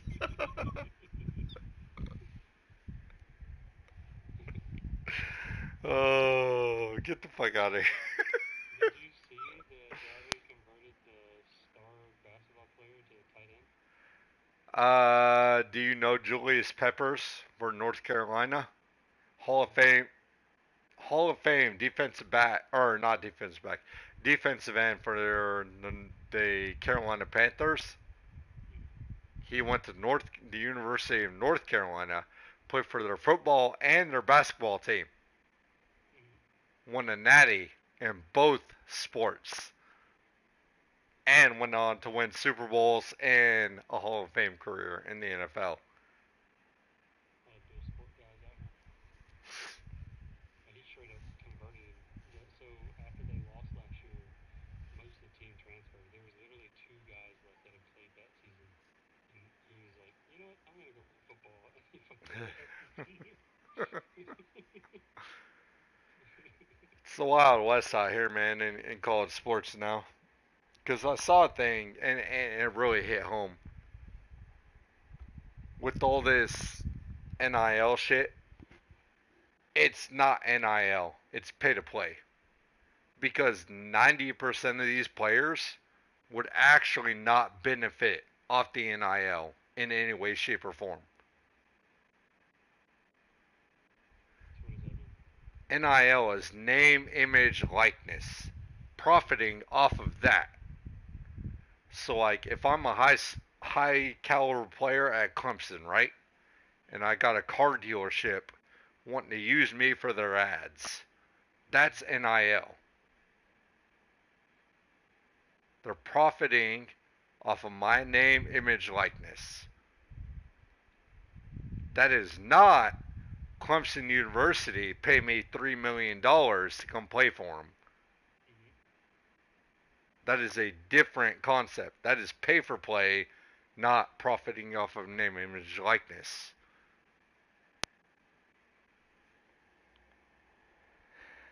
And that's where we need to get this shit fucking under control. I said from the beginning, man, it needs to be in a trust. You have to show a degree to get your fucking money. You'll be allocated a certain percentage based on whatever. You'll figure it out later. All your housing's paid for, all your food, everything. Similar standpoint. Scholarships are a contract, essentially, right? Yeah.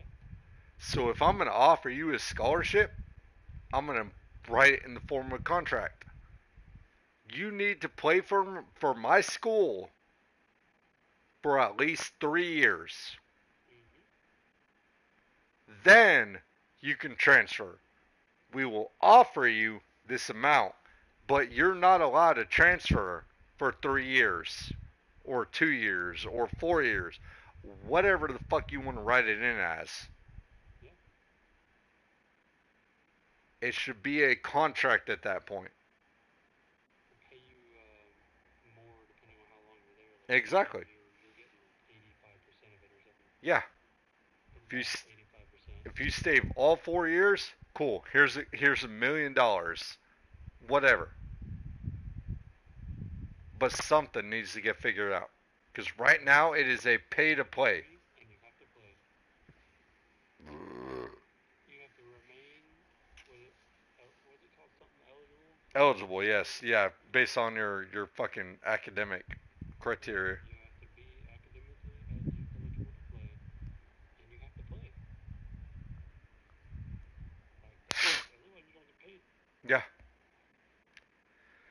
Yeah, they something needs change, and for me, that's always been the answer. Is the scholarship needs to be a contract at this point. Yeah. Have these guys bouncing out because they get to play like Lagway. I don't think my team is good enough to go to the championship. I'm gonna leave. I mean, in the game, you're right, because that's why you left. But in reality, Lagway's never leaving Florida. Much like. And that's the problem I have with the game. Because, like, Arch Manning, not leaving Texas. He's going to play all 4 years for Texas. He's going to graduate before he goes to the pros. Because that is what everybody in his family has done. That is his influence. Lagway is loyal to the program. You look at other guys, too. There are guys around the country that are loyal to the program. But in the game, they're going to transfer willy-nilly still. It needs fixed. top to bottom, real life and in the game. Yep.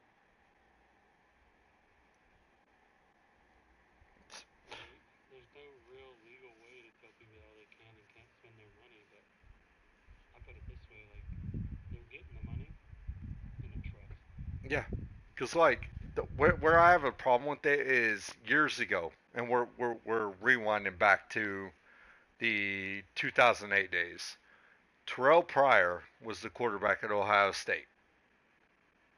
He sold his memorabilia, his championship ring, jersey, etc.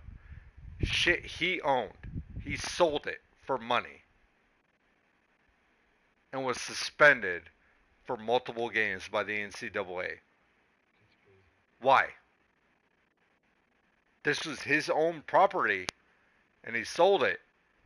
Why was he suspended? Oh, he's a student athlete. Get the fuck out of here. No. That's disgusting. That's gross. That's wrong. Stealing shoes from the locker room. He was fucking selling shit that he earned. He wasn't signing his jersey and selling it for $400. Like, Even if he was, it's his jersey. Why is he getting punished? But the physics major that just made a generational breakthrough in physics and earned that university money and is getting paid by these scientific institutes, why is the university not getting punished for that?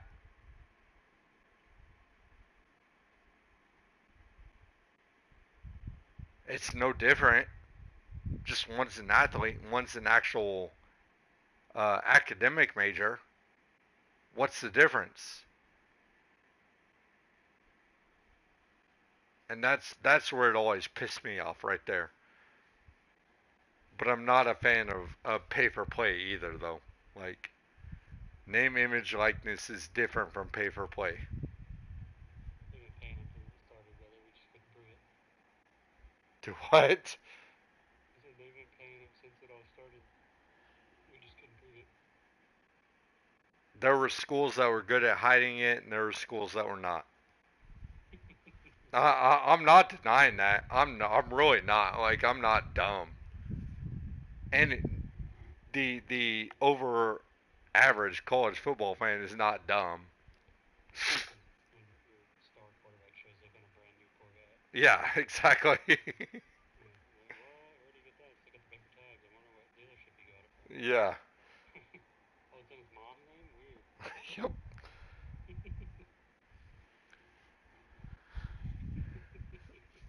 Yeah. College is just it's. We thought we were in the Wild West. We're in the deep Wild West now. Like, we've expanded from Oklahoma out to pushing the expansion of the United States out to California at this point. Another point that you can't really govern is, say, like, you want to limit someone, say, easy number $1 million. You only want to give them 10% as a freshman. And the rest is like in an interest gaining trust, right? Right. They'll get that other 90% over the next 3 years. Well, how is that fair? Say they come from like downtown Atlanta, like they live in an apartment with 7 other families. I mean, like, they're trying to send money home to their mom. They just made $1 million. You can't tell that person they can't spend that money to get their mom out of the shit. You know what I mean? Like, Yeah, there's a lot of aspects you gotta look at, man.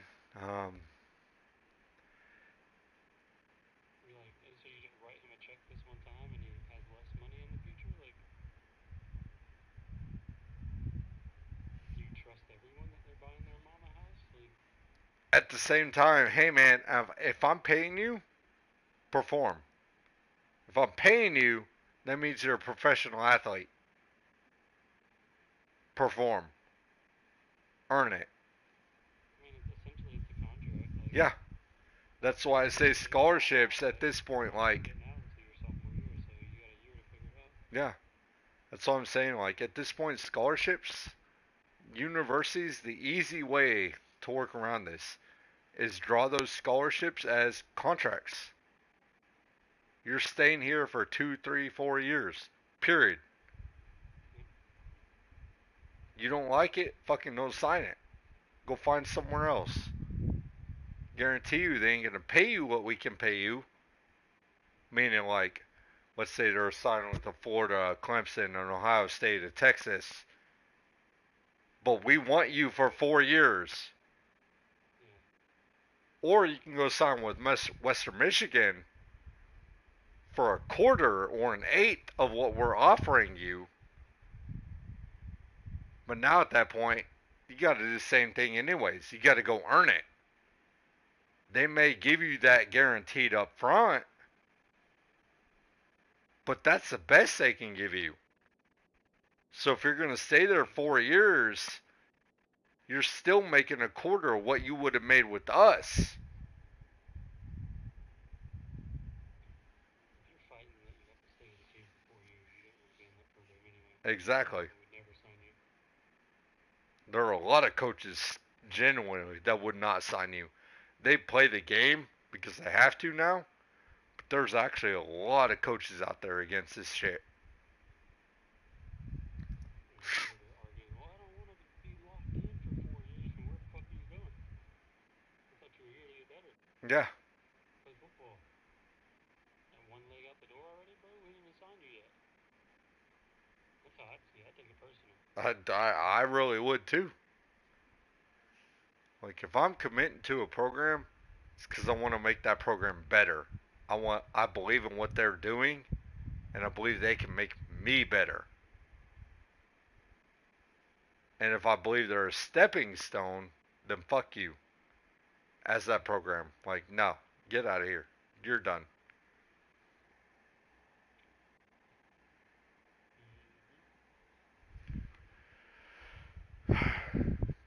On that note, big dog, it is after 11. I need to go to bed. You got a big day tomorrow? I got to go back to the job I was at today because yesterday I told them I needed a whole day on the job to get it done. And instead, they scheduled me a morning job, so I didn't get to this job until after 12 and still didn't get it done. They fucked themselves on that one. It's just a shit show. So I actually don't have a fucking clue what I'm gonna walk into tomorrow. Did you finish the first job or no? The first job I did. The one I told them I needed a day on, no, didn't get done. You going back in? Yeah. I just don't know whether they're gonna fuck me and schedule me another half day job or give me the time to finish it. I get it. You get it finished. I'm not leaving this job over the weekend. Yeah. So, Your job can get pushed. I'm not leaving a 75% complete job over the weekend. Fuck you. and really that's where I'm at, 75%. But it depends. Do they schedule me a morning job and say, okay, you can go back here in the afternoon, you got another half day? Or do they give me whatever? I don't know until tomorrow, so. Would you have like 13 cameras or something? No, this morning they gave me a.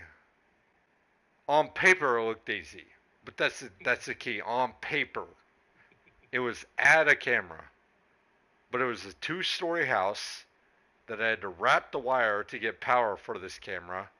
And oh, by the way, since I did the original install, when I showed up today, there were no notes on the other issues she was having with the alarm system. So I was out there till after 12 and then got to go to the job that I told them I needed a full day for with no help. Not bad. Yeah. Especially when the guy that was working on the other building got scheduled for a full day with help. But fuck me, I guess, right?